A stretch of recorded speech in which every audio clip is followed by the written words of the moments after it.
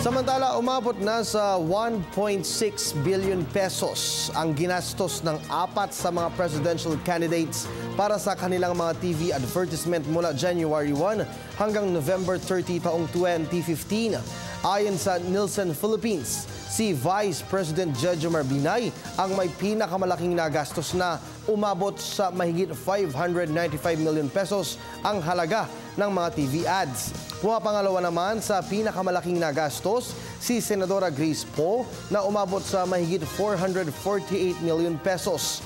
Ikatlo, si Liberal Party Standard Bearer Marojas na gumastos ng mahigit 424 million pesos at pang-apat naman si Davao City Mayor Rodrigo Duterte na gumastos naman ng 115 million pesos.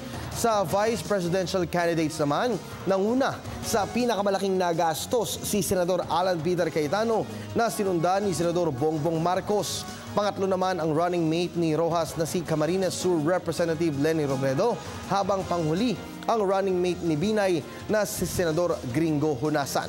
Si Senador Chis Escudero naman ang na running mate ni Senadora Grace Poe ang may pinakamababang ginastos para sa TV ads. Ibinase ang nasabing mga halaga sa 2015 rate cards ng mga major television networks.